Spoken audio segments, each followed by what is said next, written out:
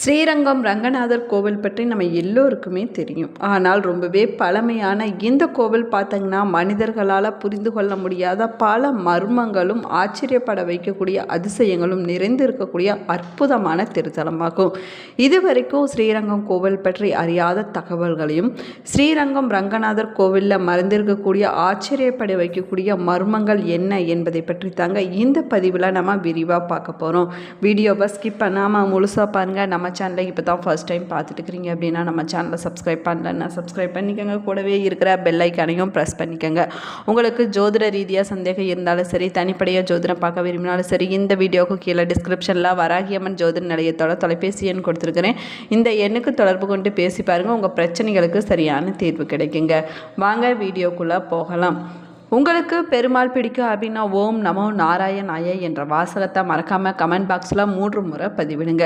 நீங்களும் ஸ்ரீரங்கம் ரங்கநாதர் கோவிலுக்கு போயிருந்தீங்கன்னா மறக்காமல் உங்களுடைய கருத்துக்களை தெரிவிங்க. ஸ்ரீரங்கம் ஸ்ரீ ரங்கநாதர் கோவில் 108 திவ்ய தேசங்களில் ஒன்றாக சொல்லப்படுதுங்க. பூலோக வைகுண்டம் என்று பக்தர்களால் அழைக்கப்படக்கூடிய முதன்மையான திவ்ய தேசமாகவும் சொல்லப்படுது. உலகத்தில் 2வது மிகப்பெரிய கோவிலாகவும் இந்த ஆலயம் சொல்லப்படுதுங்க. வருஷத்தில் 322 நாட்கள் திருவிழா நடைபெறக்கூடிய ஒரே கோவில் ஸ்ரீரங்கம் ரங்கநாதர் கோவில் தாங்க. இந்த கோவிலில் பல அதிர்ஷ்டங்களை மட்டும் இல்லாமல் மர்மங்களையும் தன்னுள்ள அடக்கி கொண்டிருக்கக்கூடிய அற்புதமான திருத்தலமாகும். இந்த ஸ்ரீரங்கம் ரங்கநாதர் கோவிலில் என்ன மாதிரியான மர்மங்கள் அடங்கியிருக்கு அப்படின்னு பார்க்கலாம் வாங்க. சக்கர தாழ்வார் சன்னதிக்கு பக்கத்தில் 20 அடி விட்டமும் 30 அடி உயரமும் கொண்ட நெற்குதிர்கள் அமைந்திருக்குதுங்க. 1000 ஆண்டுகளுக்கு மேலாக பழமையாக இருக்கக்கூடிய இந்த வட்ட வடிவ நெல் சேமிப்பு கிடங்குல 1500 டன் நெல் சேமிக்க முடியும் அப்படின்னு சொல்லப்படுது. இதில் என்ன ஆச்சரியம் அப்படின்னு கேட்குறீங்களா? இந்த நெற்குதிரில் எந்த காலத்திலையுமே நெல் குறைவதே கிடையாதாமாங்க. எவ்வளவு கொட்டினாலும் நெல் சேமிப்பு சக்தி ஒரே போல தான் இருக்குது அப்படின்னும் சொல்லப்படுதுங்க. மேலுமே பார்த்தீங்கன்னா அனைத்து கோவில்கள்லையுமே கொடிமரங்கள் பொதுவாக பார்த்தீங்கன்னா மரம் இல்லைன்னா கல்லிலான செதுக்கப்பட்டிருக்குங்க. இது பார்த்திங்கன்னா ஒரே இடத்துல நிலைத்திருக்குங்க. ஆனால் ரங்க விலாஸ் மண்டபத்தில் இருக்கக்கூடிய கொடிமரத்தை வணங்கிவிட்டு மேலே பார்த்தோம்னா அசைவது போல் நமக்கு தோன்றுங்க. இந்த கொடிமரத்தின் முன்னாடி நின்று வேண்டிய விஷயங்கள் அனைத்துமே நிறைவேறும் அப்படின்னு பக்தர்களுடைய நம்பிக்கையாக சொல்லப்படுது. மேற்போல் ஸ்ரீ ராமானுஜர் 120வது வயதில் பரமபதம் எய்திருக்கிறாருங்க. இவருடைய உடல் பார்த்திங்கன்னா வசந்த மண்டப சமாதியில் அமர்த்தப்பட்டிருக்குது அப்படின்னு சொல்லப்படுது.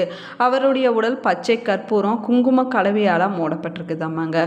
900 ஆண்டுகளுக்கு மேலாகியும் கெட்டு போகாமல் இன்றுமே காட்சி தருவது சிறப்புக்குரிய விஷயமாக சொல்லப்படுது. பள்ளி கொண்ட பெருமாளுடைய செருப்புக்கள் திரு கொண்டாரம் பகுதியில் தூணியில் மாட்டி வைக்கப்பட்டிருப்பதாக சொல்லப்படுதுங்க. 2 செருப்பும் தனித்தனியாக செய்யப்பட்டாலும் ஒரே மாதிரியே உருவாகுதாமாங்க. குறிப்பிட்ட நாளுக்கு பிறகு இந்த செருப்புக்கள் தேய்ந்து விடுவதாகவும் சொல்லப்படுது. அதற்கு பிறகு மீண்டும் அந்த செருப்பானது செய்யப்படுது அப்படின்னும் சொல்லப்படுதுங்க. மேலுமே பார்த்தீங்கன்னா இரவு நேரத்தில் சாமி திருவீதி உலா செல்வதாகவும் அதற்கு சில சடங்குகள் நடத்தப்படுவதாகவும் சொல்லப்படுதுங்க. இது கோவிலின் மர்மங்கள்ல ஒன்றாகவும் சொல்லப்பட்டிருக்கு. இந்த ஆலயத்தில் பார்த்தீங்கன்னா எப்பயுமே அணையாத விளக்கு ஒன்று எரிந்து கொண்டிருப்பதாக சொல்லப்படுதுங்க. அதன் மர்மம் பலருக்குமே புரியாத புதிராக இன்றளவுக்குமே இருக்குதுங்க. இது எப்போது யாரால் ஏற்றப்பட்டது, எத்தனை ஆண்டுகள் அணையாமல் எரிந்து இருக்குது அப்படிங்கிற மர்மம் இது வரைக்கும் யாராலையுமே கண்டுபிடிக்க முடியல அப்படின்னும் சொல்லப்பட்டிருக்குது.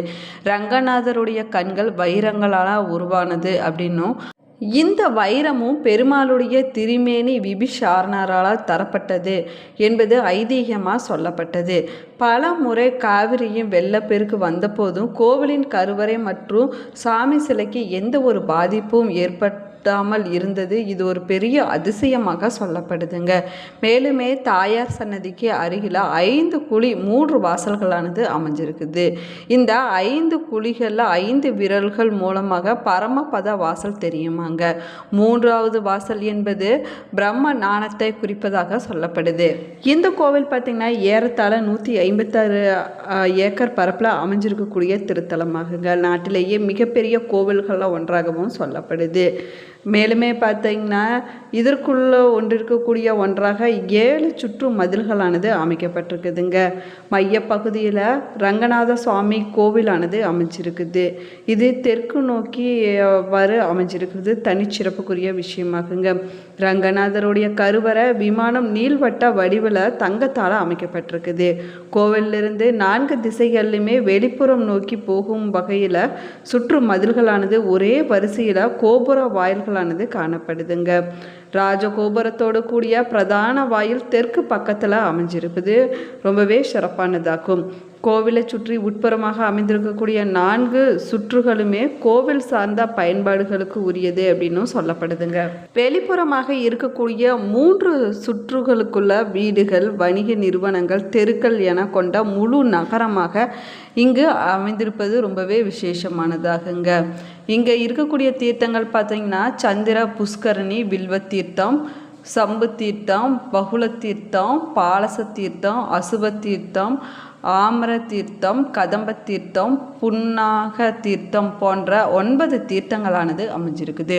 கோவில் வெளிப்புறத்தில் 400 ஆண்டுகளுக்கு முன்னாடி நாயக்க மன்னர்களால் ஆரம்பிக்கப்பட்ட முற்று பெறாத தெற்கு ராஜகோபுரம் அகோபிலா மண்டபத்தின் 44வது சிஆர் அழகிய சிங்கங்களின் முயற்சியால் கட்டுமான பணிகள் அனைத்துமே 1979ஆம் ஆண்டில் தொடங்கி 8 ஆண்டுகள் தொடர்ந்து நடைபெற்று 13 நிலைகளுடன் 13 கலசங்களுடன் 236 அடி உயரத்தில் 1987ஆம் ஆண்டு கட்டி முடிக்கப்பட்டதாக சொல்லப்படுதுங்க.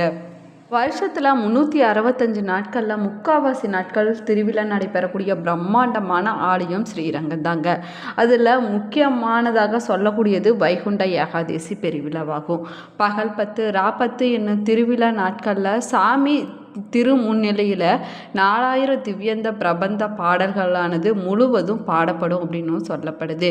பிரம்மாண்டமாக இந்த திருவிழாவில் சுமார் 3 லட்சம் பக்தர்கள் தரிசனம் செய்வாங்க அப்படின்னும் சொல்லப்படுதுங்க.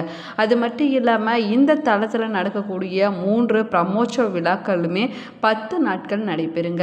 இந்த நாளில் பார்த்திங்கன்னா லட்சக்கணக்கான பக்தர்கள் திரண்டு வந்து சாமி தரிசனம் செய்வாங்க அப்படின்னும் சொல்லப்படுது. மாசி மாத தெப்பத் திருவிழா 10 நாள் விழா வாகுங்க. இதில் ஆயிரக்கணக்கான பக்தர்கள் கோவிலில் விழா கோலம் பூண்டிருக்கும் அப்படின்னும் சொல்லப்படுதுங்க. அதை தவிர மாதந்தோறும் கோவிலில் திருவிழாக்கள் நடந்த வண்ணம் தாங்க இருக்குது. நூற்றுக்கணக்கான ஏக்கர் பரப்பில் மிக அழகிய மண்டபங்களுடன் திருக்குளங்களும் தனி சன்னதிகளும் 21 கோபுரங்களும் 7 சுற்று பிரகாரங்களும் உடைய இந்த ஆலயம் பார்த்திங்கன்னா இதில் 4 பிரகாரம் ரொம்பவே அதிசயத்தக்க அளவில் இருப்பது தனிச்சிறப்புக்குரிய விஷயமாகுங்க. இந்த தளத்தில் ராஜகோபுரம் இந்தியாவில் மிகப்பெரிய கோபுரம் என்பது குறிப்பிடத்தக்கமாகும். மேலுமே தை, மாசி, சித்திரை போன்ற மாதத்தில் பிரம்மோற்சவங்கள் 3 முறை நடைபெறுங்க. புராணப்படி பார்த்தா அப்படின்னா இந்த கோவிலானது திருப்பாக்கடலிலிருந்து தோன்றியதாக சொல்லப்படுது. சுயம்பு சேஸ்திரம் சயன கோலத்தில் மூலவ பெருமாள் தெற்கு பார்த்தபடி காட்சி அளிக்கிறாரு. மூலவருடைய விமானம் தங்கத்தால் செய்யப்பட்டது அப்படின்னும் சொல்லப்படுதுங்க. மதுரை கவி ஆழ்வார் தவிர அனைத்து ஆழ்வார்களும் பாடிய ஒரே திவ்ய தேசம் ஸ்ரீரங்கம் என்ற பெருமையை கொண்ட ஒரே ஆலயமாகும். ராமாவதாரம் முடிந்த பின்னாடி தோன்றிய பழமையான கோவிலாகுங்க. பெருமாளின் 108 திருப்பதிகளுக்கு தெற்கு நோக்கி அமைந்திருக்கக்கூடிய தலங்கள் 2 தாங்க. அதில் முதலாவதாக சொல்லக்கூடியது ஸ்ரீரங்கம், 11வது தலமாக சொல்லக்கூடியது திருச்சிறுபுலியூர் ஆகுங்க. இந்த தலத்து விமானம் பார்த்தீங்கன்னா பிராணா வாக்குறுதி அப்படின்னும் அழைக்கப்படுது. வட இந்தியாவிலிருந்து பெருமளவில் பக்தர்கள் வருகை தரக்கூடிய சிறப்பு வாய்ந்த வைணவ தலமாகவும் இது சொல்லப்படுதுங்க. இருக்கின்ற பிரம்மாண்டமான கோவில்களில் இதுவும் ஒன்றாக சொல்லப்படுது. இந்த கோவில் சோழர்களால் கட்டப்பட்டது அப்படின்னு சொல்லப்படுதுங்க. மேலுமே பெருமாளின் மங்களாசனம் பெற்ற 108 திவ்ய தேசங்களில் இது முதன்மையான திவ்ய தேசமாகும். மோட்சம் தரக்கூடிய திருத்தலமாகுங்க. இங்கு வந்து பெருமாளை வணங்குவதே நம்ம பிறவியின் பயனாக சொல்லப்படுது. திருமண வரம், குழந்தை பாக்கியம், கல்வி, ஞானம், வியாபார விருத்தி, குடும்ப ஐஸ்வர்யம் கிடைக்கவும் விவசாயம் செழிக்கவும் பெருமாளிடம் வேண்டிக் கொள்வது ரொம்பவே நல்லதுங்க. சாமிக்கு வெண்ணெய் பூசுதல், குங்குமப்பொடி சாத்துதல், சாமிக்கு மார்பிளையும் பாதத்திலையும் சந்தன குழம்பு அணிவித்து நேர்த்திக்கடனானது செலுத்தப்படுது. மேலுமே இந்த ஆலயத்தில் பார்த்திங்கன்னா சுவாமிக்கு தூய உலர்ந்த ஆடை சாத்தலங்க, ஊதுபத்தி, வெண்ணெய், சிறு விளக்குகள், துளசி தலங்கள், பூக்கள், பூமாலைகள் போன்றவற்றை படைத்து வழிபடலாம். பிரசாதம் செய்து இறைவனுக்கு பூஜை செய்து பக்தர்கள் தங்களுடைய நேர்த்திக்கடனை நிறைவேற்றிட்டு வருவாங்க.